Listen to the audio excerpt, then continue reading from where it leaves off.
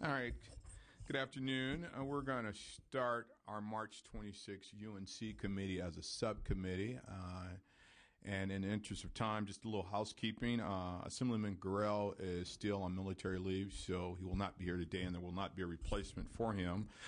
AB 1694 by Assemblyman Fuentes has been pulled, so we will not be hearing that bill today. And AB 1457 by Ms. Huber is on consent, so as soon as we have a quorum, we'll take a vote on that.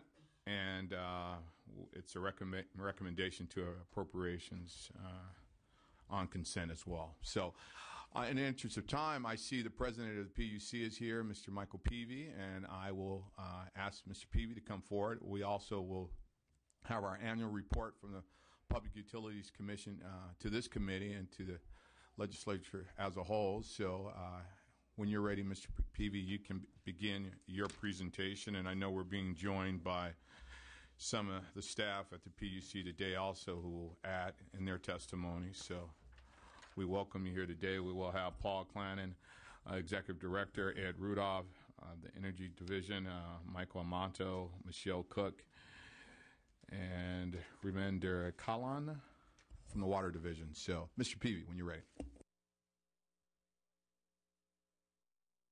Here, we have plenty of people here behind me, so questions you asked, I think we'll be able to answer. Mr. Randolph, Mr. Kalon,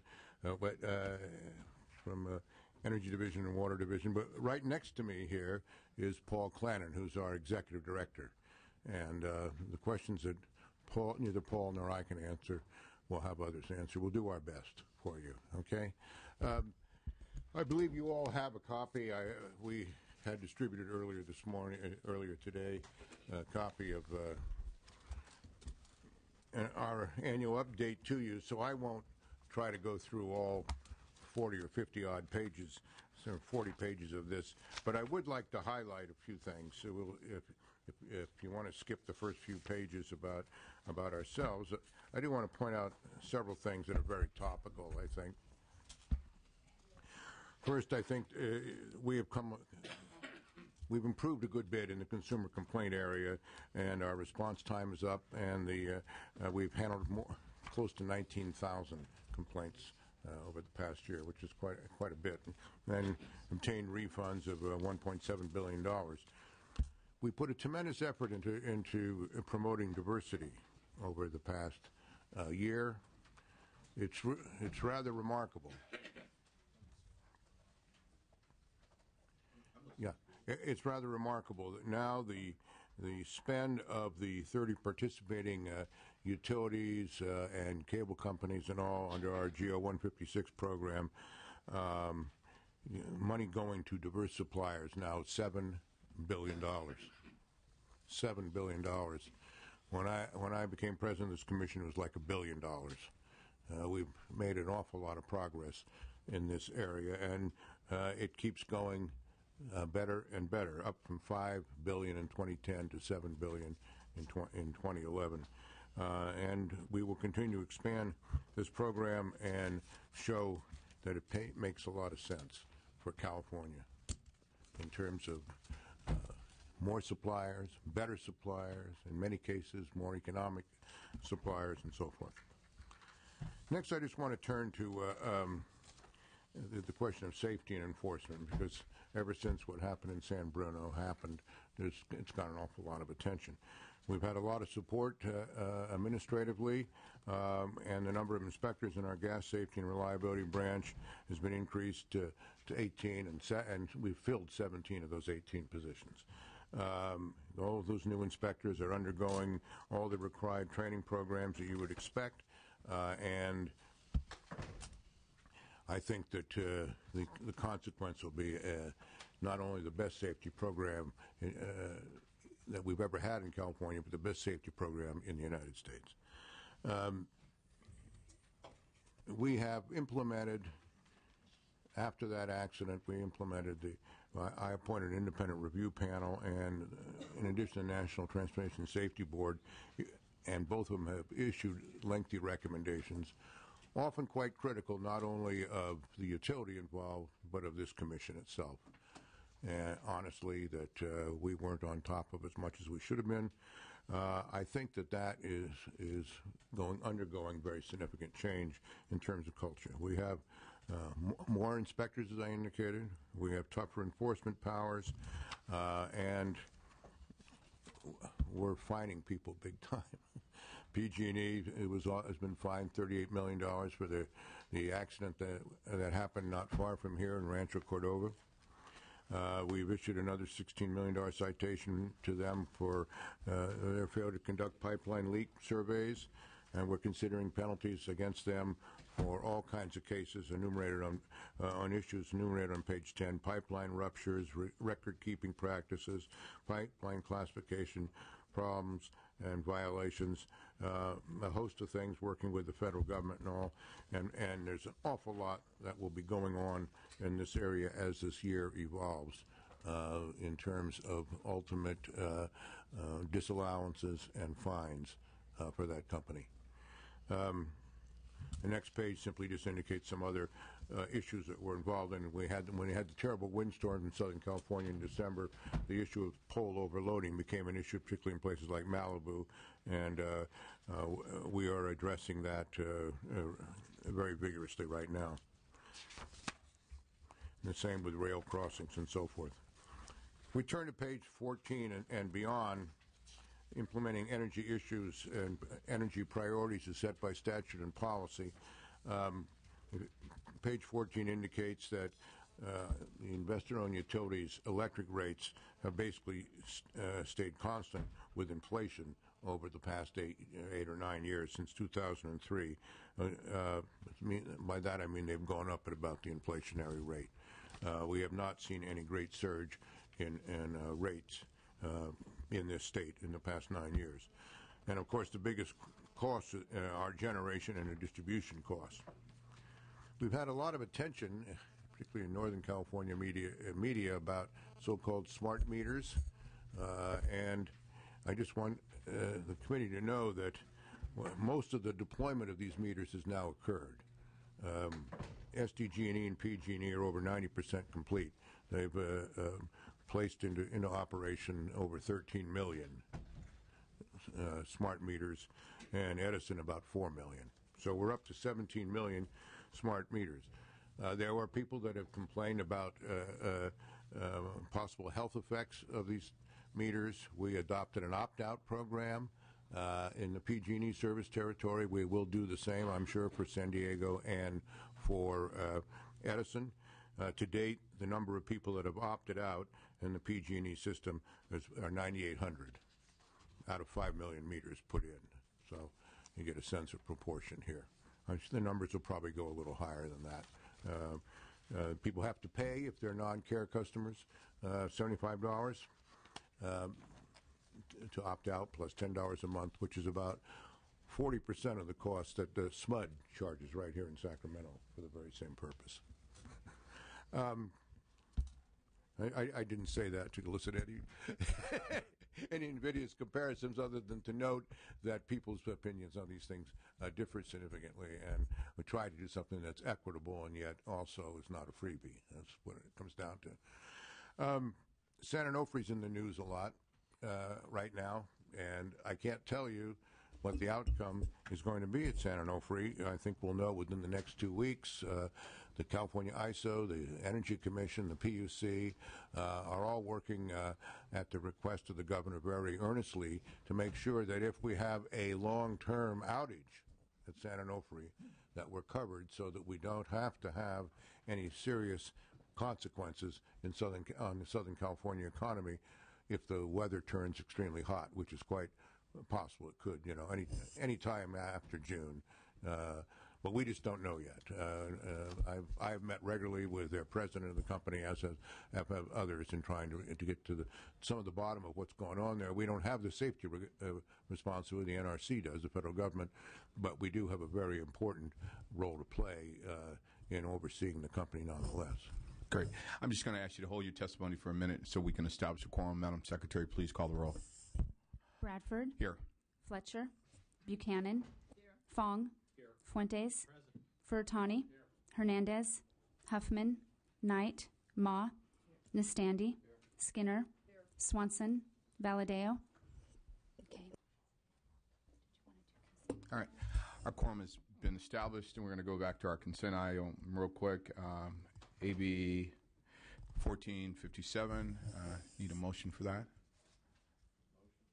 By Mr. Nastandi, moved by Ms. Ma to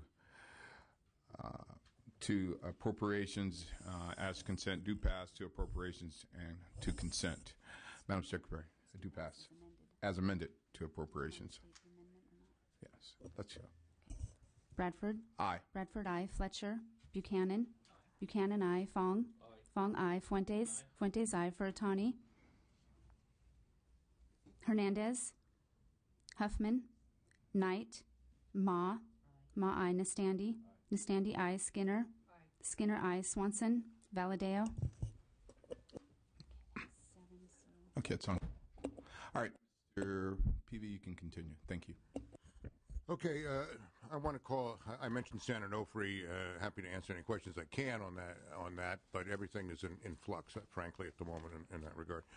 I do want to mention the Tehachapi Renewable Transmission Project in the following context. This is a major transmission facility that we approved a few years back to bring a lot of wind and ultimately solar energy out of the Tehachapis. The line has become very controversial when it goes through Chino Hills. In the past, Commission, with me as president, approved Edison going forward through Chino Hills with 200-foot high poles on 150-foot high right-of-way. The consequence of that is the community is, I think it's fair to say, up in arms beyond belief. We have not just Senator Huff and Assembly member, but represent the direct district, but others in surrounding areas.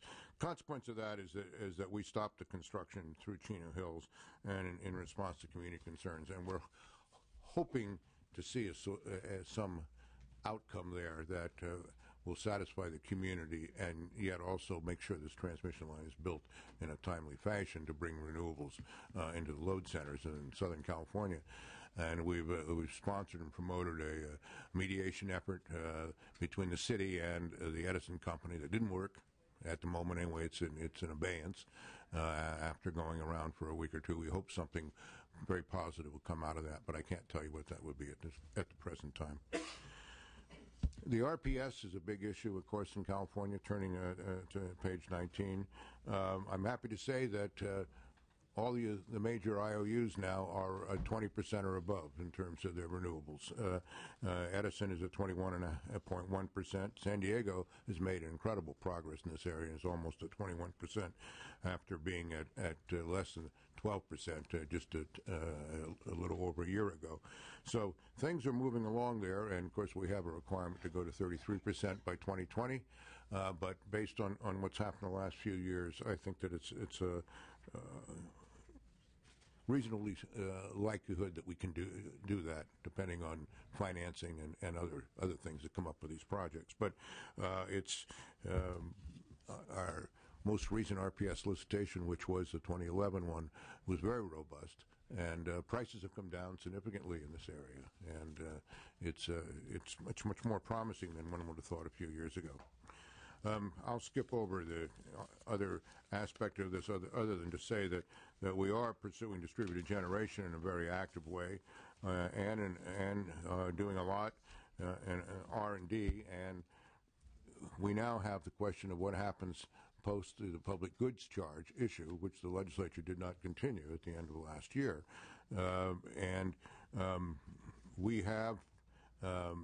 We opened a rulemaking. We now have a proposal that's in the throes of being finalized and would come before the commission. We call it EPIC. That doesn't stand for End Poverty in California, but Electric Procurement Investment Charge, and it would continue in varying guises the the PGC program, as we've known it from past years, including money for applied research, demonstration, market facilitation, and administration, with the CEC preparing, the California Energy Commission preparing a 3-year investment plan, which we would review and approve through the PUC. So that's where that is. It's not finalized. I can't tell you exactly how that is going to turn out, but we're in the throes of all that. In terms of the California Solar Initiative, if there's any program I think that's been successful in this state, it's been the Solar Initiative. The incentives we provided have stepped down progressively down. I think PG's at the 9th step of the 10th step, or maybe even at the 10th by now. We installed over 770 megawatts of rooftop solar. Many of these projects are a third of them are third-party owned, or a quarter of them are third-party owned, I should say. And we have a single-family program, multi-family program. We have an R&D program. We have the thermal program, and so forth. And it continues to interest me and amaze me how strong their interest is in rooftop solar by an array of people. Now, we're not reaching every community we'd like to reach, but I think that as well as we'd like to reach it, but I think that can change and will change over time. Energy efficiency, we're busily spending, the utilities busily spending over $1 billion a year in investments in energy efficiency, and continue. And our estimated savings over the 3-year cycle somewhere like net estimated to ratepayers savings of several $1 billion. So I think that is performing the way we wanted it to. We're in the throes. There's a lot going on. I guess is the bottom line. We're in the throes of developing a rulemaking on greenhouse gases. This comes out of AB 32. And we're going to have this under the cap and trade program that the California Air Resources Board has established. There's going to be close to 470 million allowances that will be available. And the question is, where does that go? Who gets the money, and how's all that occur? How's it spin out, and who's affected? We're talking about maybe as much as $13 billion between the start of the cap and trade program next year and the end of 2020. We have a rulemaking on it. We have different proposals. Everybody has an interest in this. Some people want to see all the returns, the revenues go back through rates to all customer classes. Others want to see them go solely to residential users. Others want to see an off-bill credit. Others want to see some money set aside for R&D on environmental issues that revolve around greenhouse gas reduction, and so forth. I'm hopeful that we'll have a proposed decision ready by June, and an outcome shortly thereafter. Although, again, these are all works in progress. Other issues, turning to page 30 and beyond, in the communications arena, we continue to encourage broadband deployment. The legislature has been very generous to the Public Utilities Commission and the people of California through the creation of the California Advanced Services Fund that Senator Padilla has sponsored in the past, and providing monies to ensure that we can have adequate broadband in all areas of California, not just in underserved areas, but underserved as well as non-served areas and rural areas in California. And we've passed out like $60 million or so of funds in this regard, and there'll be more to come. And it's more and more people are getting broadband, and we work with the Broadband Council, which you are a member, Mr. Bradford, as well as myself and others. And I think that it's another example of California leadership in closing what many have dubbed the digital divide here.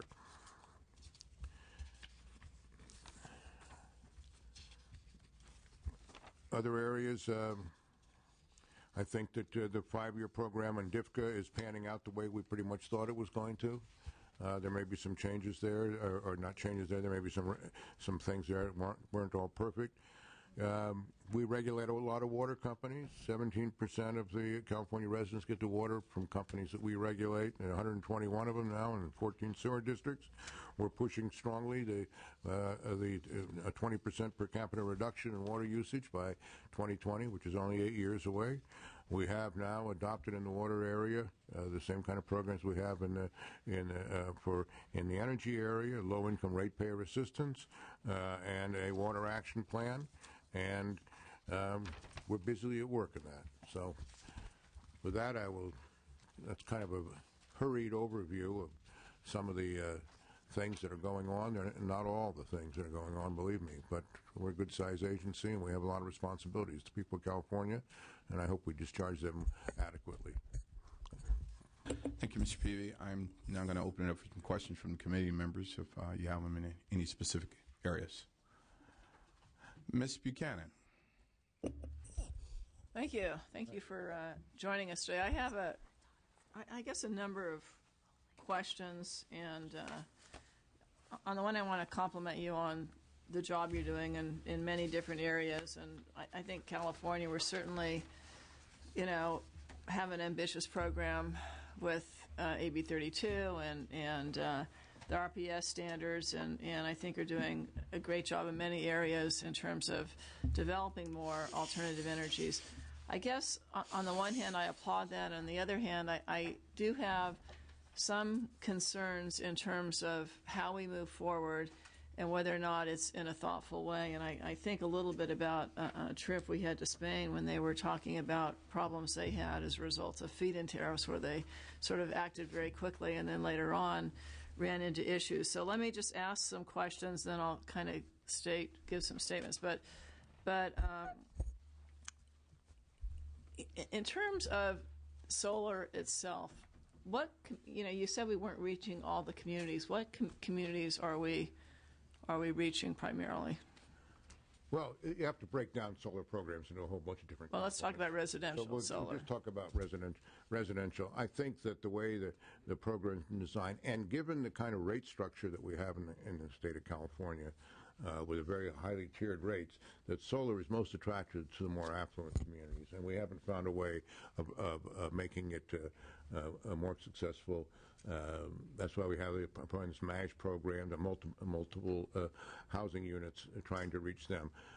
There's more that we're going to have to do in that regard, I think, to make solar accessible and usable to people who are less affluent. Right. I mean, I live in a community that's a middle to middle upper class community, as you know, and it's the most affluent that have been able to afford to put in solar, and that's with the help of the subsidies that we've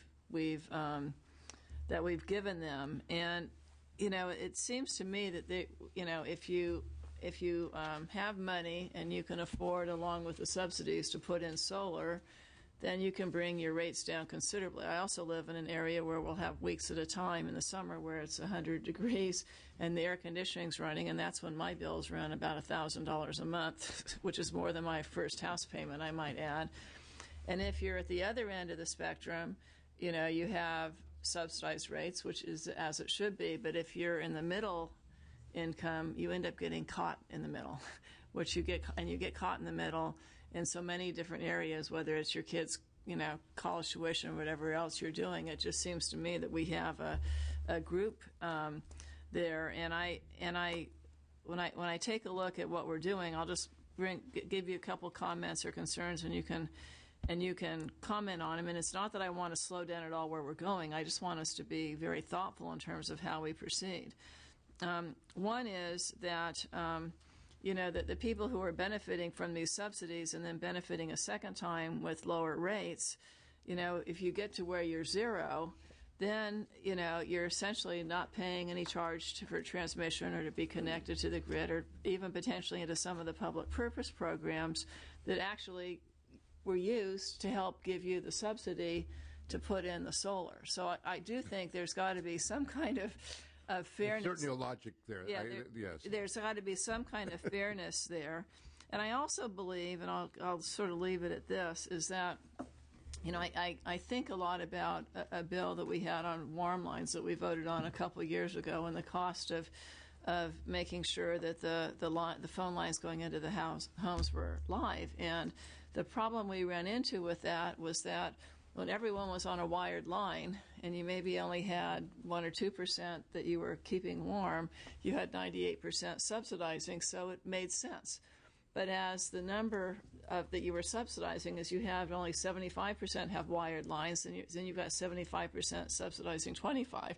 When you project out where we know we're going to be at 50, then you've got 50% subsidizing 50, and it becomes a model that's not sustainable. So as we move forward from 5% to, if we increase the net metering from 5% to, say, 12.5%, and I hope we're not taking a look at just what the impact is in a year or two, but we take a look at what happens if we go from 5 to 10 to 20 or whatever over time. So so we don't find ourselves in a situation down the road that's unsustainable, and we end up having major shock in rates to anybody, whether you're at the high end or the low end, because it makes it much harder for people to budget and to plan. So I do hope that, I don't want to slow it down, but I do hope that the process is fair and that everyone pays their fair share, and we're not actually creating a system where we're creating a bigger and bigger burden on a smaller percentage of the population. Well, there's many things, much of what you said I agree with, and there it becomes a point where you cannot have that a system where half are subsidizing the other half.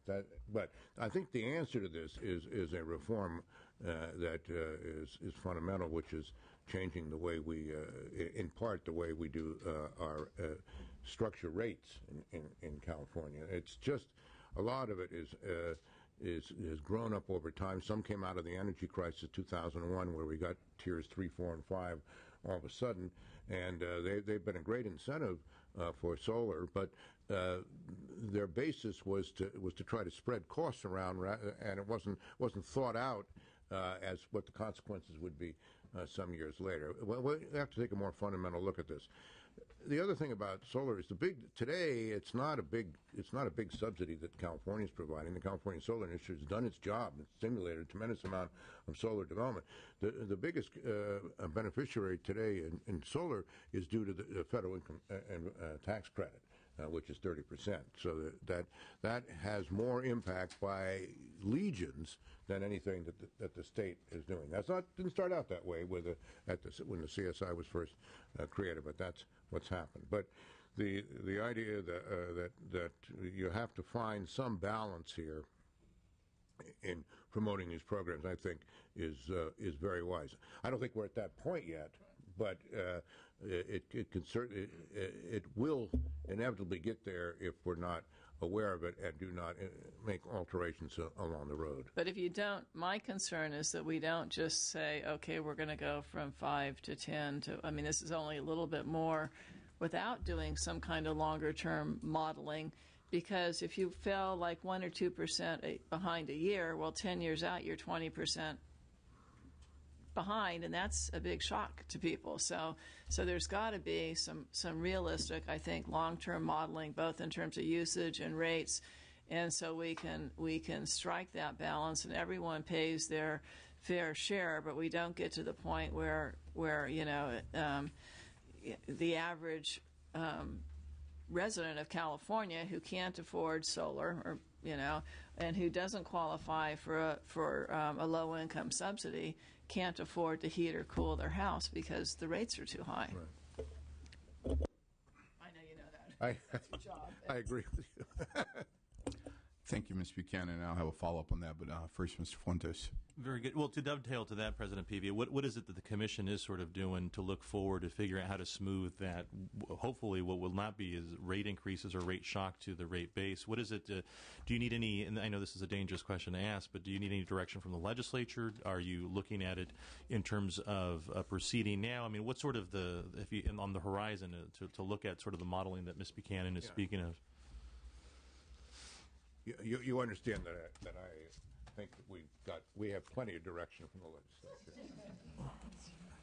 In the event that you didn't, we're here to help. To backstop that, right? We had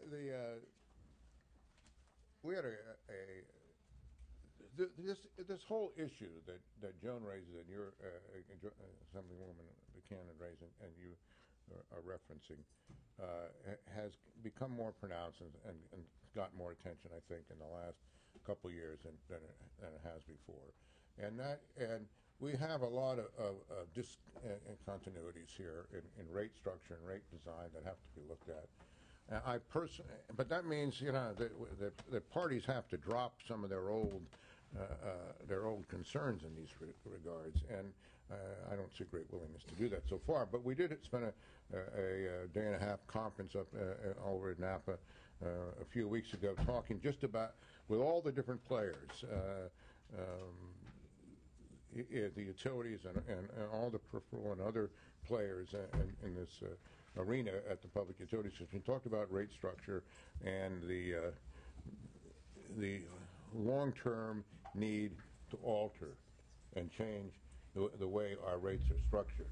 And I think I want to see us at the Public Utilities Commission, and if the legislature has patience with us for a little bit here, do what we call an OIR, order instituting a rulemaking, and look at how some of these changes can be made in a way that is fair to all concerned. And that means everybody has to kind of leave their weapons at the door and try to work in a cooperative way. I don't have incredibly high hopes that will happen, but I think that we have to make a real effort to try, because the situation is now getting, in some ways, it's worsened. And we had this terrible situation with PG&E a few years ago in Kern County where the top tier rate was 49 cents.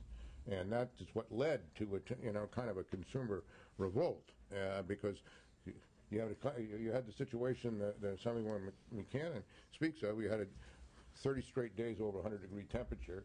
You have a top-tier rate, and you have people of modest incomes being thrown into the top tier because of air conditioning demands, and you're getting $800 and $1,000 bills, and that's just prohibitive. I mean, that's just not tolerable long term, right? And solar has the attractive thing about, one of the attractive things about solar is you go to a different rate structure that puts more emphasis on the true cost of generating electricity by the time of day. Solar can be the big beneficiary of that by relieving, I mean, as you know, you chaired this committee, the cost of electricity generation is not the same at 4 p.m. as it is at 4 a.m. In fact, at 4 p.m. it's usually about double what it is at 4 a.m. But solar also has coincident peaks where it peaks when demand tends to be the highest, certainly in the summer months. And if you could offset some of those costs with the use of solar, then everybody can benefit. But we also have to make sure that the benefits of solar, if you're going to do that, are there for more modest income people and for multi-family dwellings and all this. And that's where we don't do the job so well. I mean, frankly, I don't mean just us. I mean, the industry doesn't do the job so well, and it's not as attractive in many cases. Sure. I mean, the concern that I've got is that, and certainly I absolutely empathize with the concern that we all have for the residential aspect of it, but I don't know that we're going to sort of realize real consumer revolt with the residential side. We'll see it, I think, more on the industrial and manufacturing side, which is, I think, really important since we can actually, I think at this point, are beginning to see the edge of the cliff here as we're proceeding to all of the things that we're asking as a legislature of the companies to do, but also to figure out how to do it in a way that's reliable, which brings me to my second ask. Is there's been a lot of information recently in the newspapers and the media about San Onofre and sort of what the potential for California is into this summer. And speculation, I understand there's a lot of due diligence that needs to be done, and I absolutely agree you can't sort of hurry that given sort of the nature of the vulnerability that they're finding in some of the infrastructure at the site. So I think that's fantastic, and you all should be commended for taking your time. But what is that sort of an effect going to mean this summer? And do we see it getting into the summer? I think the last count was like 68 pipes or something that had failed the stress tests. And again, it's all that I've read. What is it that you envision sort of happening, and how do we back up that asset for the state getting into what's going to be, I think, a wacky weather summer for California? Well, San Onofre is absolutely vital generation for Southern California, 2,200 megawatts. Without it, particularly for San Diego, worst of all, much worse than the LA Basin, very, very serious consequences if it doesn't operate. I can't tell if it's going to operate or not. I would hope that Unit 2 could, and hopefully Unit 3 can. It's really in the hands of the Federal Nuclear Regulatory Commission to make that call. I think we'll have a better feel for that in the next few weeks. I think certainly by the end of April we're going to know. And we're not. Nobody's resting on their laurels on this. As I mentioned in my prepared remarks, the governor convened a meeting of the Public Utilities Commission, the ISO, and the Energy Commission to talk about this very topic. Just last week, we did at length, and the ISO has got the job of keeping the lights on. We have a job to do everything we can to help them do that. And we're talking about a contract with some retired units at Huntington Beach right now that are necessary for generation in Orange County, and into San Diego.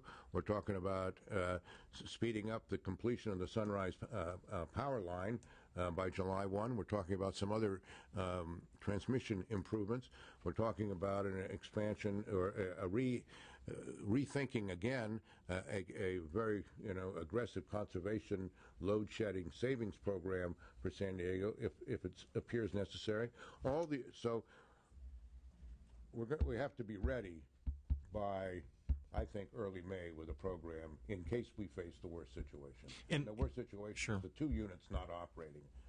And trying to get into that ready state, is there, at what point sort of is the back of the envelope math done to sort of figure out what the price differential is going to be to sort of back up the loss of those two units?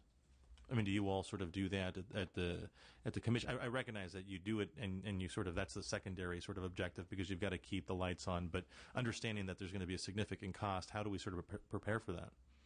Well, that's going to be part of that program. We're going to have to alert people to it. I can't give you a dimension of that yet because we really don't know whether they're going to operate or what the replacement power costs are going to be. Gas prices are low now. It may be that it can be done in a way that there'll be some costs incurred. There will be some increases incurred, and the question is who's to pay that, very frankly, and it's certainly not fair to put all this burden on customers, whether they be commercial or industrial customers, let alone residential customers, of mistakes that may have been made either by the manufacturer, in this case Mitsubishi, or by the Edison company. We just have to see it. I could answer this much better in a month than I can. Very good. Thank you. Thank you, Ms. Skinner. Thank you, Chairman. I'm also very interested in the subject of rate pressures, and I've found it interesting to have there's been a great deal of focus in the last couple of months amongst legislative discussions amongst some of our companies regarding both the net metering and our RPS. And the data I've seen from the PUC, yes, indicates that there are some cost shifts from both of those, but at least to the data I've seen, it's pretty minor. If we take net metering, for example, even though the cap is expressed as 5%, that's 5% at a certain generation and capacity. It doesn't mean that at any point in time, if we were to be fully subscribed at 5%, that we would be generating 5% of the electricity use during under net metering. so I think there's a lot of misnomers or mythologies around it. The other thing I always find fascinating is the fixation on residential. Whereas there's more residential installations, if the generation is the real issue if we want to talk about rate pressure, if there is, and 2/3 of the generation under net metering is all under schools, public agencies, and commercial. That's right. Only 1/3 of it is residential. That's right. So I think it's important to when we get into these discussions to really have the data before us and not to fall prey to what is attractive as, yes, we certainly don't want to see higher income customers getting a great benefit at the expense of either our business customers or middle income customers. But I think there's a lot of misnomer around it. But now let me get to some of my point.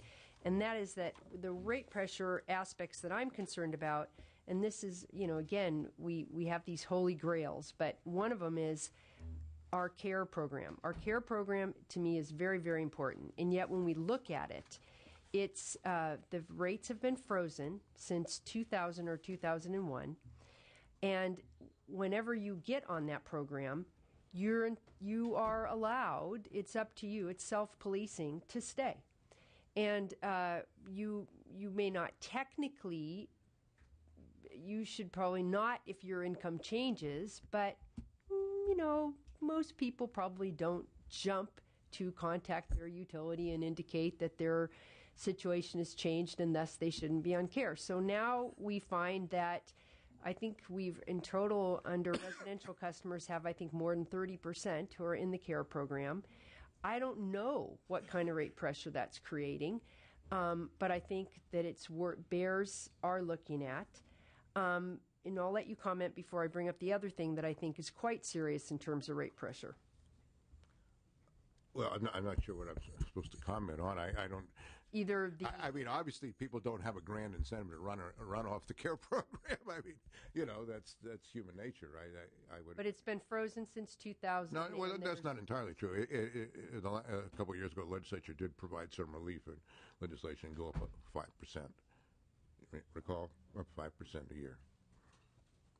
Maximum that the lower tiers could go up. Now, who are under CARE? Yeah.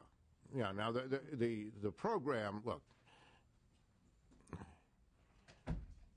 Well, I don't have anything else to say than that, really. I mean, there are some problems with some of these things, but I think that the fact is that the CARE program has done its job pretty well. It's been pretty well prescribed, and the more fundamental thing is that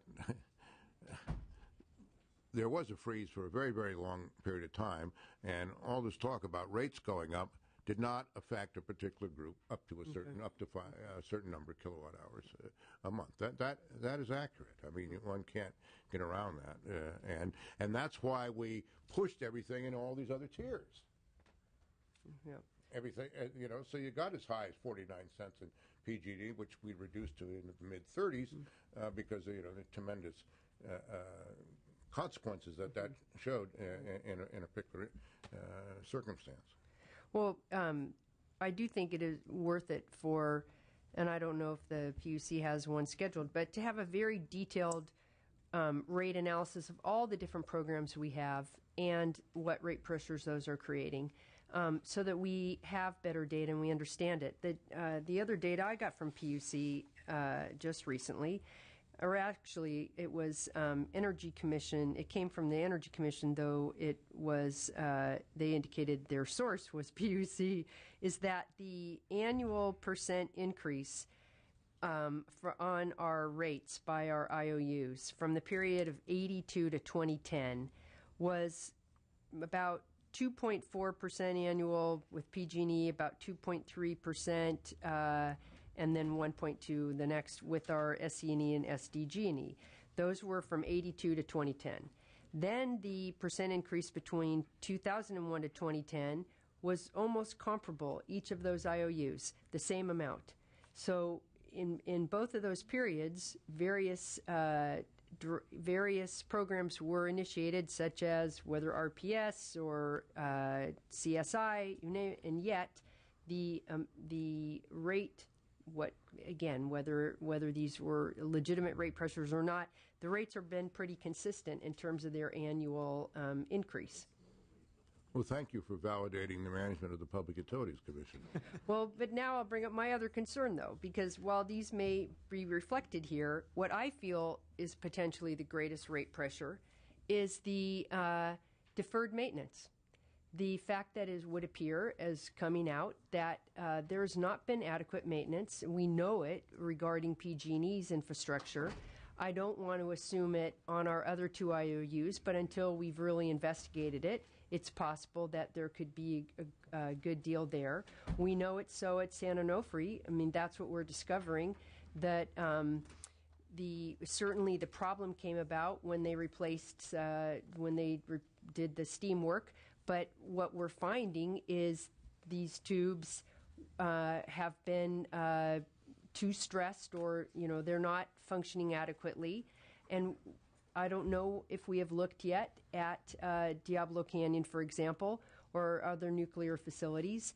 And we already see in the case of PG&E wanting to come before the PUC in a rate filing to have the ratepayers cover some amount of what they know now they need to do to bring up pipelines.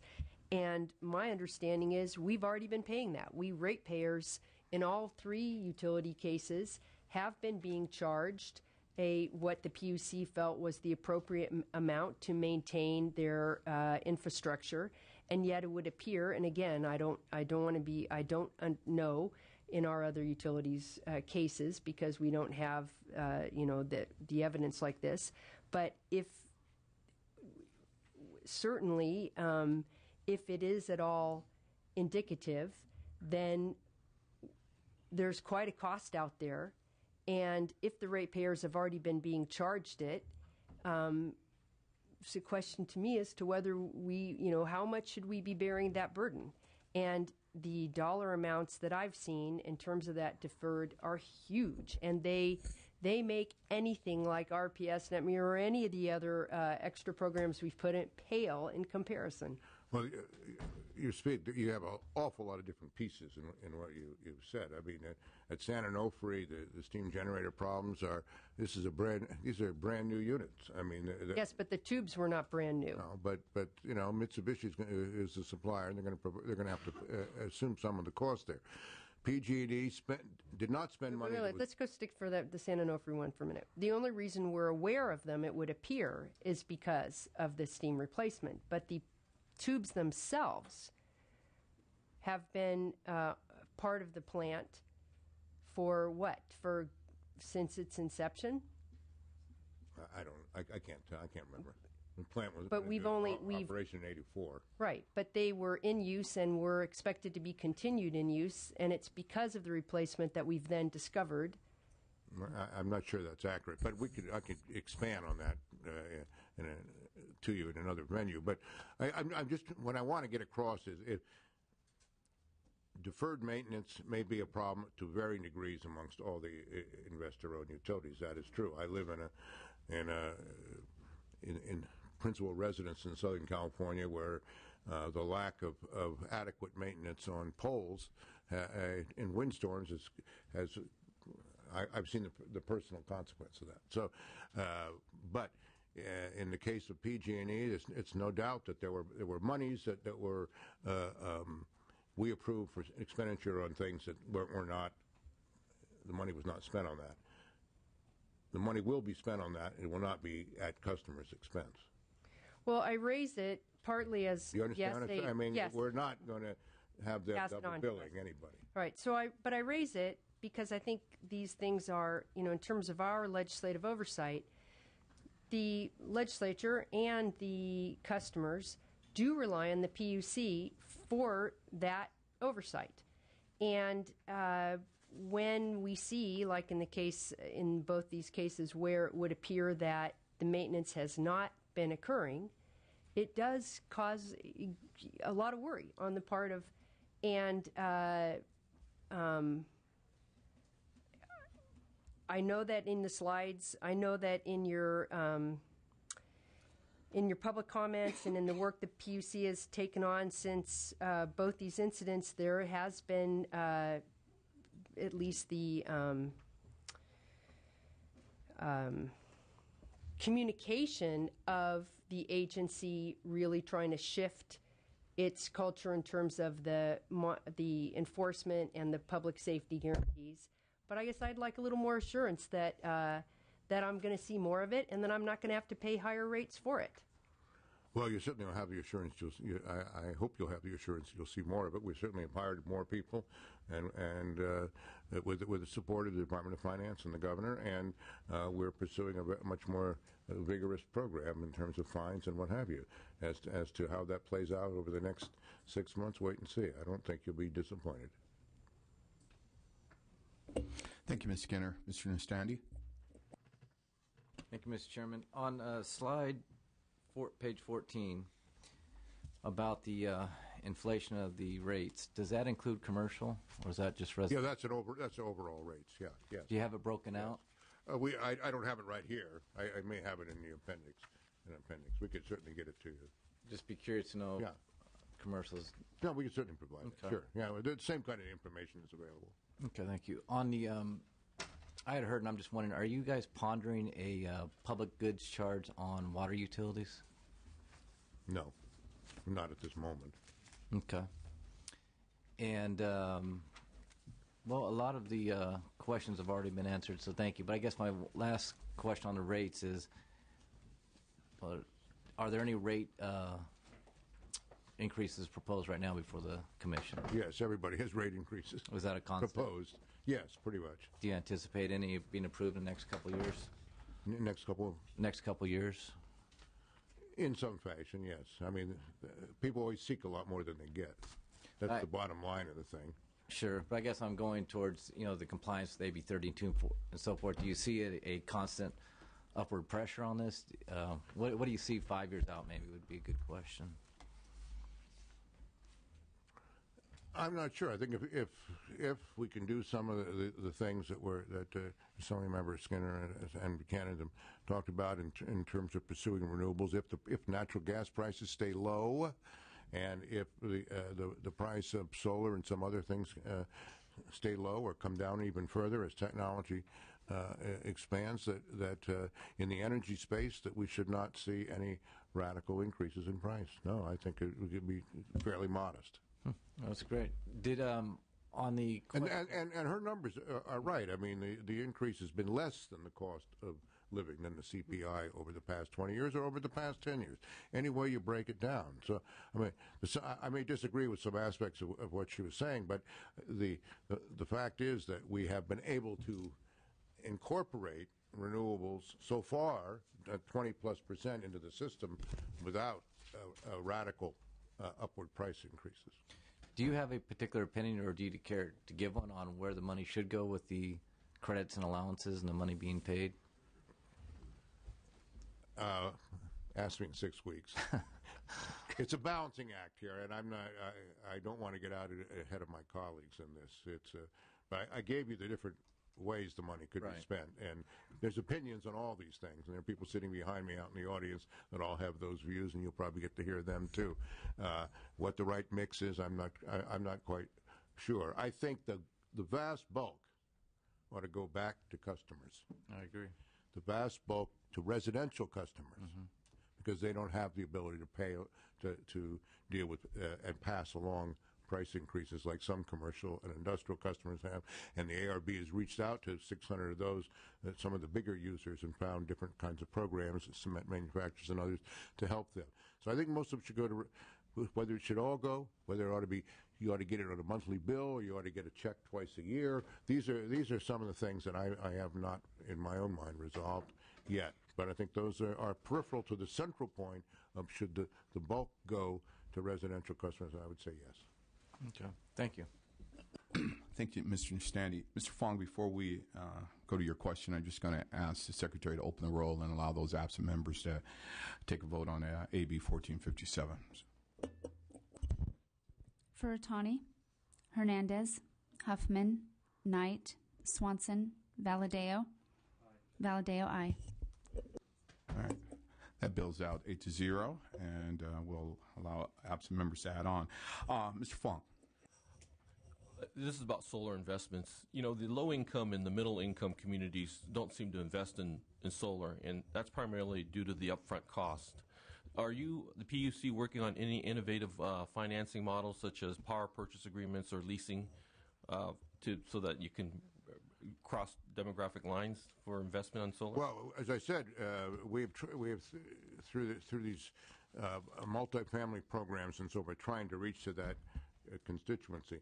But as Assembly Member Buchanan pointed out, the vast bulk of the solar programs today have gone to commercial, industrial, and educational institutions, not to residential. And it's not just the wealthy. I mean, that make use of solar, but there is a drop off clearly as the income line goes down the income scale.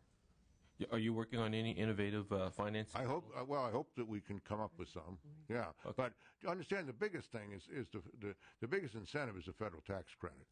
If you want to stimulate solar continuing through after 2016, that's going to have to happen. Okay. My second question deals with weather stations. It's my understanding that standard renewable energy agreements are requiring all developers to install $150,000 weather stations at every project location.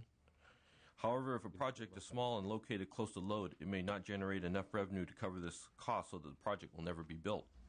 Is the PUC looking into alternatives to this, such as installing weather stations at utility substations or identifying a less costly way to monitor local weather conditions? I have no idea. I can't answer that question at all. But I'll try to get an answer. I don't know if anybody can answer this question. It's a new subject to me. In fact, I didn't even... Anybody? With all these experts here, Randolph? Yeah, it's something new. Obviously, that constituent hasn't spent a lot of time at the PUC asking those questions. I just found out about this before the meeting, too, so it's something... We'll try to get an answer for you. All right, thank you. But we will get an answer for you, but I can't answer that question. All right, thank you.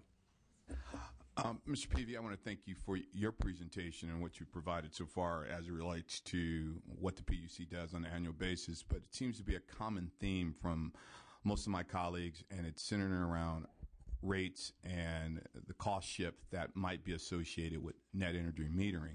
I had an opportunity to speak with the author of that bill this past weekend, Senator Kevin Murray, and he was somewhat alarmed at the fact that the PUC is looking at a recalculation of the formula. And it's his take of why would you recalculate, move the goalposts when that wasn't the design and intent of that bill. And if it's working as well as many folks state, but at the same time we're following the concerns that Ms. Buchanan raised and Ms. Skinner raised, why would we not do the study? Because I think you even stated in some of your comments the questions that are still out there on it. So not to promote the study bill that I'm introducing, 2514, but that study could very well say raise the cap. It might very well say lower the cap. It might very well say keep the cap where it is. So why would the PUC get out in front of that and not let that take place? In addition, when you talk about care rates, when you talk about medical baseline, care rate is a 20% discount. Medical baseline's roughly about 18%. When you do the calculations on net energy metering, it's almost a 60% savings. Again, if we're talking about more affluent communities taking advantage of this, then it seems like this industry seems far more value in subsidizing rich folks than making sure poor folks keep their lights on. So could you answer that?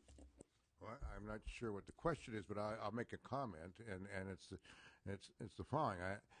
The question of original intent on net energy. I guess my question is, why would the PUC open up a proceeding or look to recalculate the formula that is currently in place? Well, without any information. No one's challenged it to this point, so I'm just trying to figure out what is the impetus of this. Well, nobody's challenged what to this point? To the where it is as it said. You mean as a matter of law? Yeah. Well, I have the utmost respect for former Senator Murray, but I've also heard from former Assemblymember Fred Keeley, who said the intent was different. So, and he wasn't the author of the bill either. So, at the end of the day, I think Ms. Skinner has been the principal author of the legislation. But in any case, the point is that there is.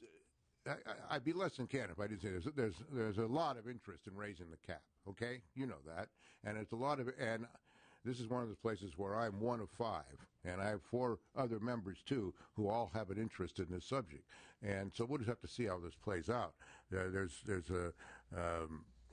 nobody wants to see the growth of this industry impeded. And and the fear is that that the industry will come up against the cap for planning purposes more readily under the way that it has been viewed to date than if you go to an individual basis for calculating the cap. That's the difference. I understand that, Mr. Peavy, and I appreciate your comments, but I think the study would bear all that out, that our concerns are, whether you're for raising the cap or lowering it or keeping it the same. And that's all I think we sometimes get in front, because when you do the calculation of 5% to the proposed 12.5, that's a 250% increase. And those are real dollars to somebody.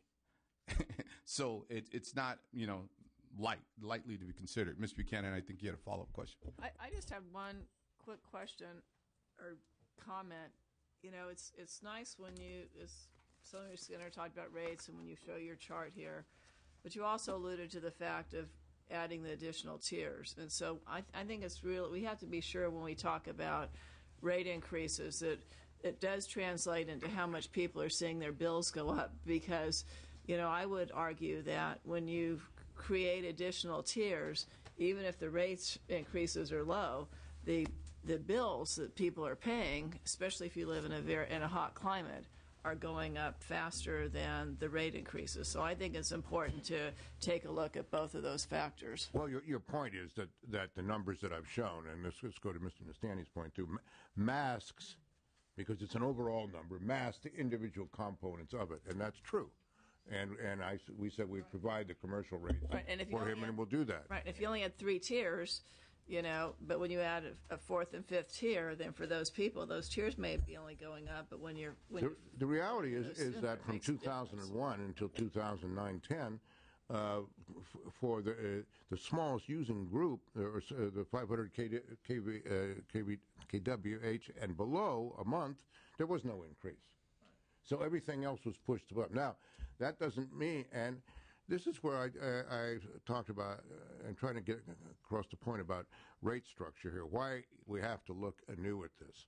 You have all kinds of cross-subsidization going on in these programs. I mean, it's everywhere. You could live on Nob Hill and use less than 500 kW a month and be in that lowest tier and have an income of $500,000 or $1 million. I mean, there's not just one household like that. There are a lot.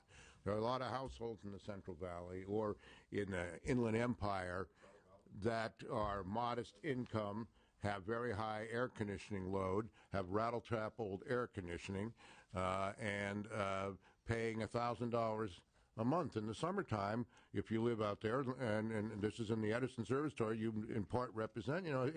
It's a very, very difficult situation, and those people really cannot afford that. That's why, I personally am interested in seeing some changes there now. But communities like the one that actually provides electricity to this building have gone to things like higher demand charge. That's just to be on the system, $10. Edison is 88 cents. PG&E is not a penny. There's groups sitting behind me who think this is the end of the world if you did this. I mean, you trying to balance all these things out is it's a job it's a Herculean task. Well, I think we're relying on I'm not going to go we're relying on you and the other experts to have a sense of fairness here, because where I live, not only do we experience those hot spells in the summertime, we have our water, the utility that provides our water, the board's controlled the weight of the board members is on the other side. So you see tiered water rates where they end up being that much higher, and it's just like I said, I think you see people who are just getting hit in a number of different areas, and there's got to be some kind of balance and a thoughtful approach to all of that. I will say this: I think that everybody just about would agree that we need a new look at rates, at rate structures, and how we go about doing it. It's also probably a multi-year job to make some significant reform that is fair to all in this area. There's a lot of sacred cows in this area that are deeply held feelings that people just are very, very rigid about.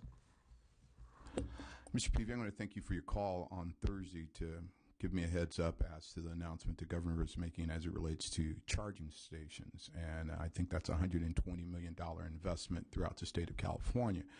That money was derived from the settlement from the energy crisis in 2000-2001. But under that settlement, it said direct benefits to ratepayers. Sure, outside maybe the environmental impacts, how does the overall ratepayer benefit from investing $120 million in charging stations if they don't own electric cars? Well, it's $102 million. There's $20 million that would go to ratepayers directly. So it's $102.5 million. Actually, is the number. And the idea here is that there are direct benefits in putting in 200 fast charging stations that look like gas stations, today's gas station, and 10,000 what are called stubs, or that could quickly evolve into charging stations and jump-starting the growth of the electric vehicle industry in the state of California, which is vital to meeting our greenhouse gas goals. It's that simple. I get the environmental impact, but again, consumers continually ask us as legislators, how did they benefit, or a ratepayer continues to ask. So I get it in a holistic approach too. I think the benefits are less, unless you're an EV driver or likely to be an EV driver, and the governor is calling for 1.5 million EVs on the road by 2025. The benefits are indirect. The benefits are in cleaner air. The benefits are in reduction in greenhouse gas emissions. Those are the principal benefits, Chairman Bradford. You had a question, Swanson? You had a question? Oh, okay. My other question as it relates to low-income housing, I'm somewhat confused as we talk about multifamily units and the desire to benefit from, be it energy efficiency and other programs such as that you would take the funds out of low-income housing money to address that need versus the general pool of money when typically low-income folks don't own the housing that they live in. So shouldn't that be a cost shift and let the general fund of the PUC energy efficiency money pay for that versus the small portion of low income where it could go directly to low income folks who own their homes and can take a direct benefit versus benefiting maybe a conglomerate that owns multi-unit apartments and take advantage of that? To the extent I follow you all the way through, I would be sympathetic to what you said, yes. Well, I'm saying, why are we using low-income money to subsidize buildings that are not owned by low-income people? I don't think it computes exactly that way, but I'm certainly happy to get back to you with some data on that. And I appreciate your candor, but I mean, when we request information, this is information that's being given back to us in these various areas. So, and that's what makes the hairs on the back of my neck stand up and saying that we talk about helping low-income folks, but at the end of the day, most of them don't see a direct benefit to many of these programs. And that was part of my challenge last year with the public goods charge of making sure some of those dollars went straight into those homes, into those communities to get people working. And a lot of times, again, and I think the common theme is the continued subsidizing of these programs, but the people who are paying for them are not benefiting from them. So I guess we're not going to address that today, but I'll go back to consumer affairs. Early on, you said about customer calls. You didn't break that down. I'm just trying to figure out where most of those calls come from. Is it from the gas customers, electric customers, or telephone customers? Do you have that broken down as to? Yeah, we can get you that answer right now. Okay. Go ahead, Paul. Well, why don't we ask Lorene McMahon, who's the director of the relevant division, but I can give you I can get you started on it. So I'm Paul Clanton. I'm the Commission's executive director. We get something like 1,000 phone calls a week in our consumer affairs branch. They're pretty much across the board. They are heavily weighted towards energy in general. So most of the calls that we get are energy, but they're pretty much across the board. And the little that we know about the demographics of the people who call us suggests that it really is everybody. It's not particularly skewed towards low income, middle, or anything else. It does seem to be everybody. The biggest challenge that we've faced successfully now, I think, is getting the calls answered before people get tired of waiting on hold. And you saw some data there in our presentation. Getting the calls answered and then getting the people satisfied that we're looking after them with respect to the utilities. The second biggest challenge we've had, and something we've talked, Mr. Chairman, in this committee about many times, and that is the languages that people call us in. We're now in a much better position to respond to people in the language that they call us in than we ever were before. As California's demographics change, as the demographics of the people who are calling us change, our ability to respond in language is really improving dramatically. I don't know whether Lorene... Languages now 8? I think we're up to 12. I don't know whether... Yeah, I think... so Lorene McMahon is the director of the Commission's Consumer Services and Information Division. She's behind us somewhere. Yeah, she's coming. I don't know how to turn this on. It's on. Yeah. Oh, you hear. Okay. He answered everything correctly, so I came up to see if you had further questions on Was there a consumer breakdown issues. between gas and electric that you know of off the top of your head? That was part of the question. Yeah, I know that we get most of our inquiries come in on phones, which is what you said. At all, so, No, on the phone versus written, but I don't know the breakdowns, but could get that. On the phone? They come in on the phone. Not phone inquiries? Not telephony inquiries? No. That's right. That's right. Oh, okay. Right. All right. And but we don't have the gas versus electric breakdown. Right in my head. No, I do not. And I just would say, since there are no longer any restrictions as it relates to basic telephone rates, and this is a question I posed last year, what is the PUC doing to make sure that basic phone rates just don't skyrocket out of control? Well, there still are controls over Lifeline, so. But absent that, I think we're relying on the same thing that hopefully the rest of us are relying on. That's some competitive market forces here. I don't think they have gone out of control yet. I don't have the figures here, but they have gone up considerably since that restriction was lifted. Mr. Nastandi. If I can ask a question on the efficiencies, you talked about, the energy efficiencies, the programs that have been in place. You said we're saving billions of dollars now, I think you said. How do we quantify that, or how do we know? Go ahead. Either one. Yeah, that's actually been a very highly controversial question over the development of these energy efficiency programs. And I would say in the early years, 4 or 5 years ago, we were much less certain than we are now about what we're getting for every dollar we spend on energy efficiency. It's actually been an area where both academic research and market research did a lot of work. The basic thing is if I come to your house and give you a more efficient light bulb, I can make an estimate about how much energy savings per minute that light bulb gives, but I need to know how often you're at home and how much light you like to have to read in order to really make an estimate of how much is being saved. So there's actually been a lot of work done in that area now over the last several years, and we're now very confident, and I think the industry is confident as a whole, that we're much better now at predicting the cost effectiveness of each dollar. And I think President Peavy just mentioned that we think we're showing a cost effectiveness of about $2 saved for every buck invested. I mean, the perfect example, one is the light bulb. Obviously, if you change out the old bulb for a new bulb, and the reductions are significant both in usage and the life of the bulb and all that. But an even better example is probably brand new refrigerators or air conditioners.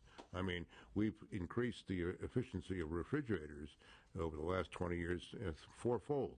Air conditioners 2 or 3 times, so that the air conditioner, you replace an old air conditioner with a new one, and you run it the same number of hours, you've increased efficiency probably by 50% and reduced your bill significantly by doing so. And there's much more efficiency in air conditioning, refrigerators, and lights, right? Because that's one of my annoyances if I can use this venue. I got it off on the 4th floor. Half the time the lights are out. on the hallway, and they keep it like an icebox in these committee rooms and so forth. They could up the temperature a couple degrees here, and the lights are minimal cost savings when they turn off the lights. I don't think we have an answer to that problem. I think that's you take it up with the Rules Committee. I'm going to go back to supplier diversity. You stated that it's a $7 billion spend, and it's gone from $1 to $7 billion since you've been president. I commend you because I know you've been a strong champion in this area. But what we're hearing is that there are not more women, minority, disadvantaged businesses that are being added to that pool. It's just that the spend has gone up with the ones and twosies, and what has been brought to my attention too, what was once men-owned businesses are quickly now being identified as women-owned businesses. What assurances, again, does PUC have in place to make sure that supplier diversity is truly a priority?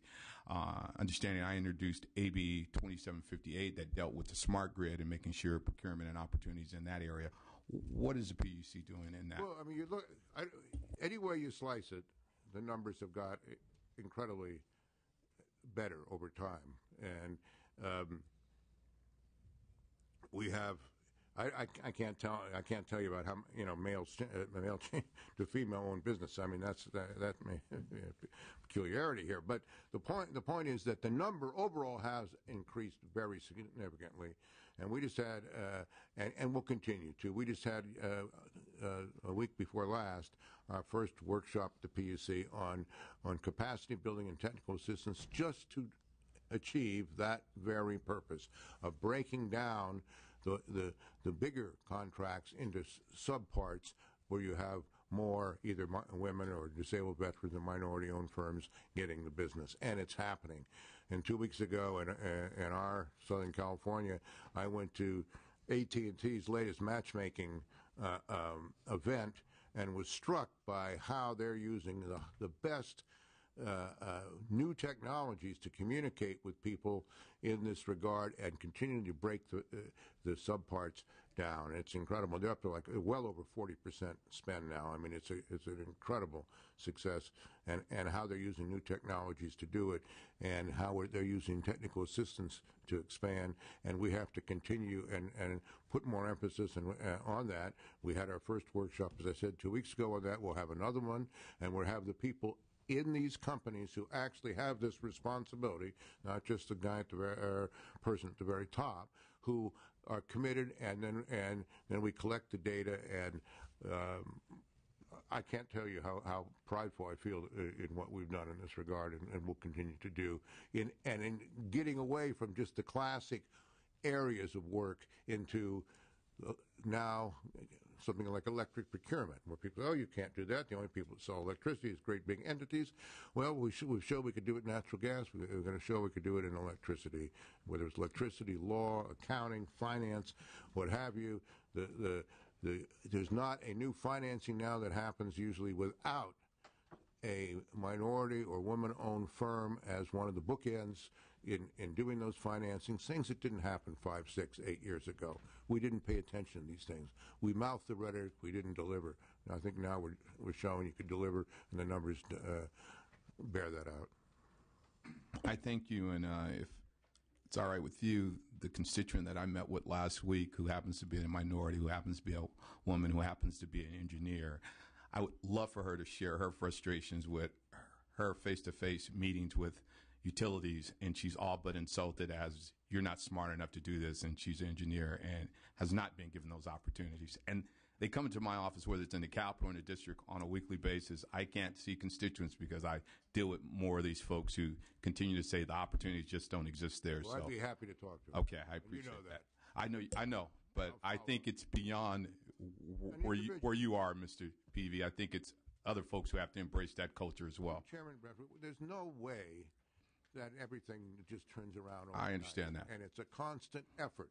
And if you don't keep the attention on people, you tend to slip into older ways of doing things and more comfortable and convenient ways. That's why we have an en banc every year, and that's why we try to get the CEOs to commit. But your old company, made an amazing commitment at the last one of those en bancs in Los Angeles that they're going to go to 40% spend by their president. Those things just didn't happen before.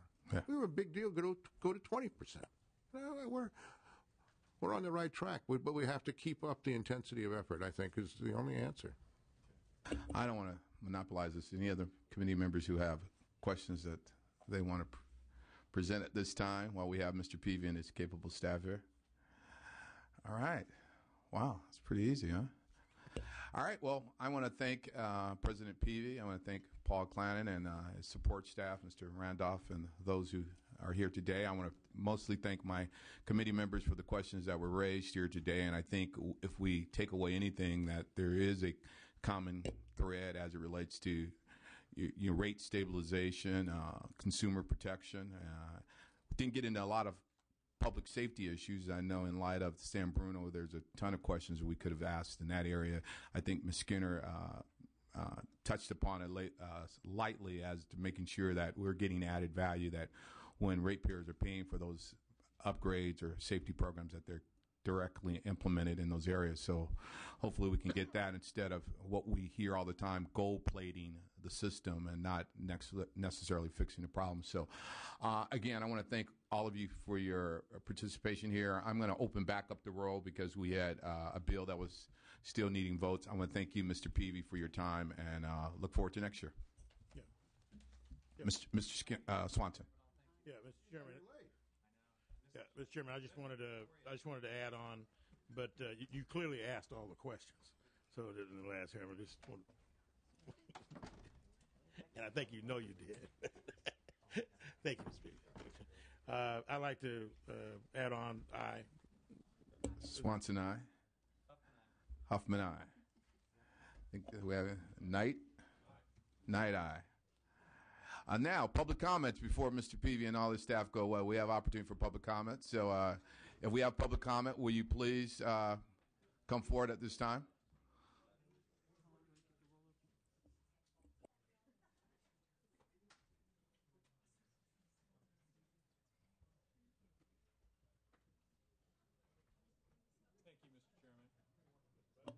Thank you, Mr. Chairman. I'm John Giesman, an attorney representing the Alliance for Nuclear Responsibility.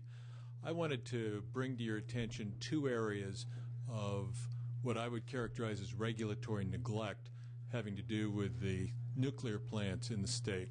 I recognize Public Utilities Commission has a lot of competing priorities, and I raise these to your attention because I think that the problems at San Onofre are going to get a lot more attention over the weeks to come. There are two areas that I do think bear further scrutiny. One has to do with the rubber stamping by the Public Utilities Commission Energy Division staff of Edison's proposed seismic studies without subjecting them to review by seismic experts, either inside the Public Utilities Commission or outside the Public Utilities Commission.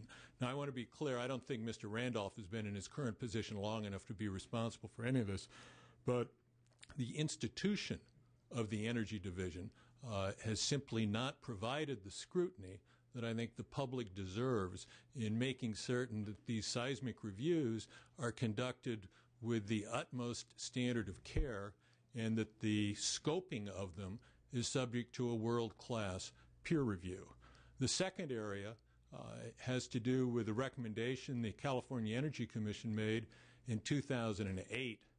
Looking at the aging nuclear units in the state, the Energy Commission recommended that the ISO, the Public Utilities Commission, and the Energy Commission develop a Plan B to address circumstances where one or more of the nuclear units were out for an extended period of time. Absolutely nothing was done for 40 months. Now we find ourselves in the soup. I think that the challenges this summer are one thing, but we need to review what we're going to do if the situation recurs in the years to come. We've had a so-called independent system operator responsible for grid management and grid planning for 14 years now. You need to ask yourself, with 60,000 megawatts to draw from, how did Southern California become dependent on one 2,200 megawatt plant at San Onofre. What warped definition of network security has allowed that to happen? I raise these to your attention because I do think we all need to ask ourselves, how has this happened? But more importantly, we need to ask, what are we going to do about it? Thank you very much. Thank you. And I think Mr. Randolph was listening, and it's definitely not responsible, but he'll probably come up with some answers. My name is Rochelle Becker, and I'm the Executive Director of the Alliance for Nuclear Responsibility. And this morning I sent around to every member of the committee a letter and a transcript from 1987. That was the first meeting I attended of the Utilities and Commerce Committee to discuss oversight of seismic issues at nuclear power plants. 1987. 35 years later, I am still here asking you to make sure that the Public Utilities Commission does an in-depth review of these seismic issues. We are going forward with nuclear power plants, and both of them do intend to file for license renewals. If we are going to invest in nuclear power, we need to know what we're investing in. And this committee was the committee that passed AB 1632, asking for the costs, benefits, and risks. We have the costs, we have the benefits. We still don't understand all the costs of the risks, and we need to do that to go further. Thank you very much. Any more comments under public comment? Seeing and hearing none. I'm going to leave the roll open for 5 minutes to let those absent members add on, and that will conclude the March 26th Utilities and Commerce hearing. Thank you all for attending. Thanks staff and committee members for your efforts.